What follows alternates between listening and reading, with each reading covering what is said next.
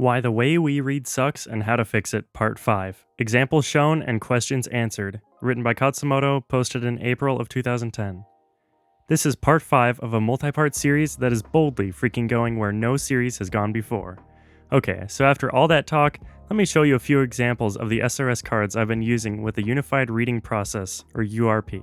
Remember that the URP was designed, which seems a bit of a posh word for how simple of a thing it is, but there you go, by yours truly to solve problems with both A, native level languages, and B, sucky, not yet native level languages. So, while it is a single process, it does have two rather different motivations, and this produces two broad types of cards. A, with native level languages, one is trying to remember ideas through vocabulary. B, with sucky level languages, one is trying to remember vocabulary through ideas. B is the type of thing we typically discuss here at AJATT, so it uses the same types of SRS cards as we've been talking about all this time. No changes, no surprises. In this article, we'll focus mostly, though not exclusively, on type A. But before we hit the example cards, let me answer a couple of your questions all nice-like. Do you use one massive deck for all your SRSing, or switch off between decks? Currently, I have a bunch of different decks. I think this is definitely the way to go as, 1, different subjects lend themselves to different types of SRS cards, and mixing them all together would just be jarring. 2, splitting helps with performance management and analysis. 3, I switch subjects by mood, logic. 4, Sudosu makes it very easy for me to switch between decks, both when adding and doing reps. You like that plug? My current deck breakdown is Japanese, the original glazed deck. It contains Japanese sentences. Kanji, Heisig-style kanji reviews. I still learn new kanji and reinforce old ones. You never stop learning, you just stop sucking. Math or science or engineering, very broad. Basically anything technical or scientific goes here. I also have quite a few math cards. Humanities, extremely broad. This has everything from legal stuff to funny internet quotes to insight on random social issues. I even have the occasional piece of English vocabulary, like anodyne. Didn't know what that was. The English vocab thing is made even more ironic by the fact that one American blogger has declared that my accent is so weird and Christian bailed up that I could not possibly be a native speaker of English. I guess those AJATT method acting chickens have finally come home to roost and Japanese really is my native language now. Maybe I should just start cross-dressing. I always did enjoy hanging out in women's restrooms with the freaking couches and TVs and herbal tea and free massages from sporty Swedish women. No? The legal vocab is there because on rare but significant occasions, it helps me in Japan to be a bit more eloquent than average, as if to demonstrate that I am not a rollover, play dead, and cry myself to sleep gaijin. So if you try to brush me off with a spurious explanation you just made up, life will get difficult for you.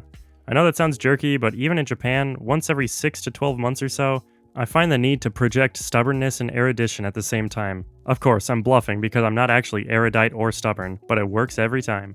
People treat you differently when you signal that your crap threshold is low. No, really though, women's restrooms are the shiz. Original ideas. I just throw my own original ideas in here, everything from long-term projects to Sudosu feature concepts. Business. Business vocabulary and good ideas from business books and blogs. As a programmer, I was raised to look down on business people. After reading Johnson O'Connor's vocabulary research, executive summary, there apparently exists a powerful correlation between vocabulary and social position. I started to realize that many business-type people used vocabulary that I didn't actually know well enough to use myself. I think Paul Graham also raised this point once, actually. It occurred to me that they were communicating things that may actually be of some value to me. They weren't just dumb people in suits throwing buzzwords at each other. I mean, there's that too, but that's not all there is to them. Cantonese. Cantonese sentence cards using a format that I developed. Again, a rather OTT word to describe something very simple. After my trip to Taiwan. Basically, it's full of sentence cards. The format still uses sound, but is much less labor-intensive than some of the Canto cards I've previously shown. Look out for another Chinese project notes post on these. Personal development. The main difference between this and the business deck is that it's purely focused on inspiration, where the business deck is more about vocabulary and procedure. The purpose of this deck is to increase my self-efficacy, self-confidence. It is pure positiveness. It contains quotes from PD books, affirmations, afformations, all that good stuff. I'm a good person, LOL. Mandarin sentences. Originally, a lot like the Japanese deck in format, but has since morphed to be more like the Cantonese deck because me loves that sound. Chinese cards plus sound equals gold. Hangul. I just wanted to learn to read Hangul. All this contains is the alphabet. This is an extremely low priority deck for me. It doesn't even contain all the Hangul yet. Recipes. I brainwash myself with good recipes. This influences me to default to healthy food. I usually read recipes for ideas, but I never follow the recipe to the letter myself. I just take its main concepts and then put my own spin on it. A metaphor for all that reading, perhaps? Unconfirmed or questionable cards. This contains mostly Cantonese cards I made by transcribing movies, where I have things I'm not sure about. But I don't want to throw the card away, so I save the card here in order to ask a native speaker when I get the chance.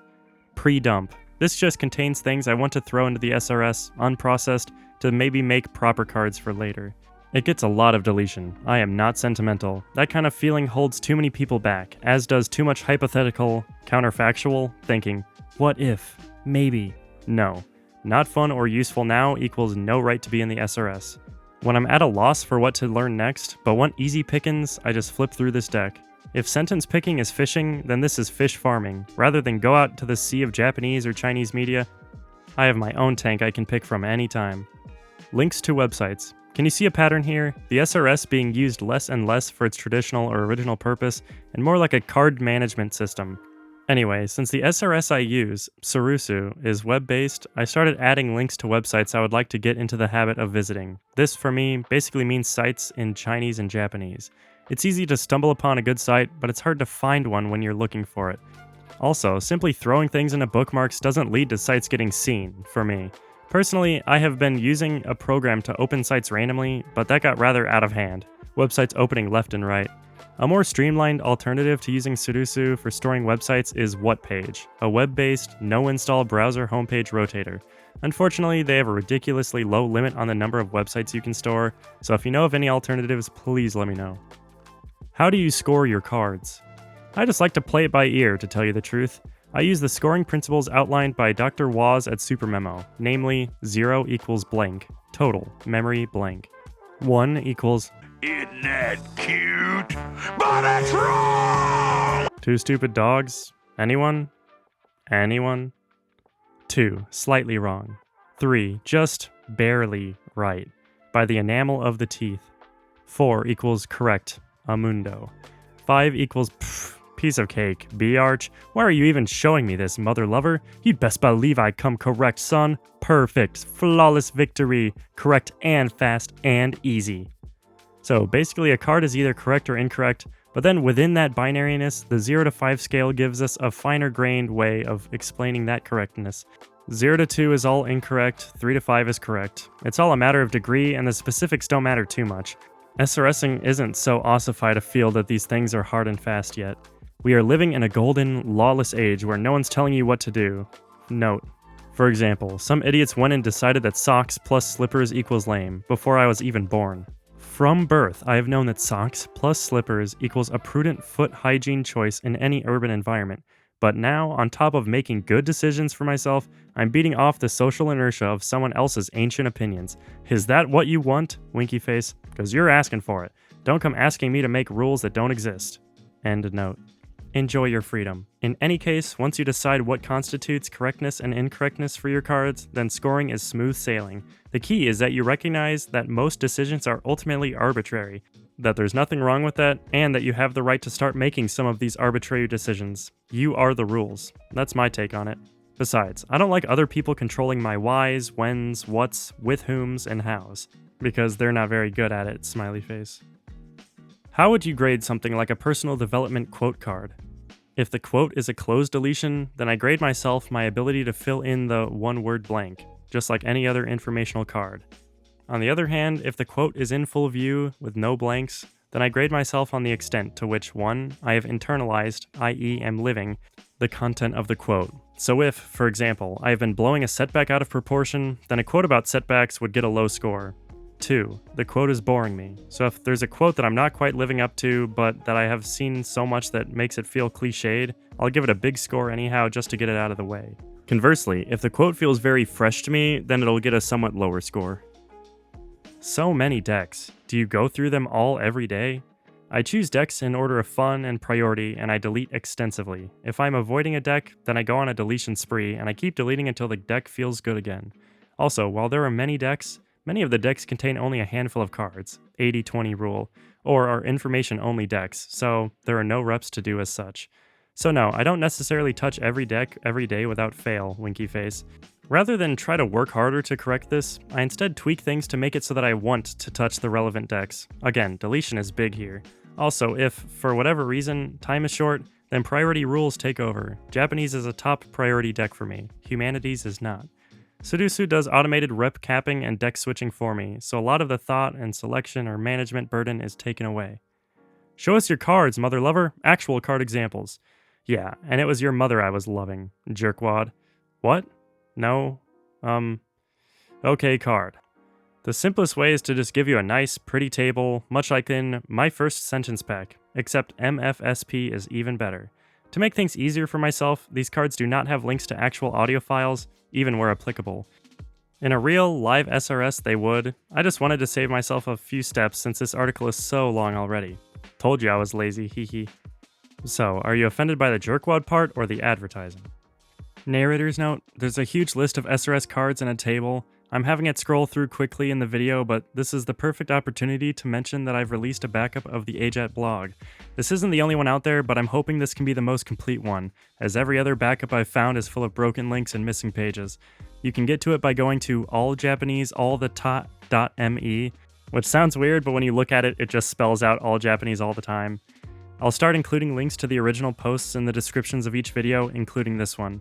There's a long way to go to get this to be 100% complete, but this is hosted on GitHub pages, meaning the source code is available and can be downloaded for personal use or tinkering with or whatever else you can think of, so updates will be really quick and easy.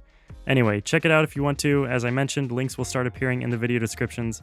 Also, feel free to let me know if there are missing pages or broken links or missing images, etc. But thank you for listening, and to those of you that leave likes and comments, I read all the comments and they make all this work worth it. Also, it's crazy that this is the 200th video. Right now, we're on page 62 out of 195, meaning that we're a little bit less than a third of the way through, so we might be seeing episode 600 coming out at some point. Anyway, sorry for getting sentimental. Hope I can keep these fresh enough to keep you coming back and listening throughout that whole time, but anyway, peace out. End note and end article.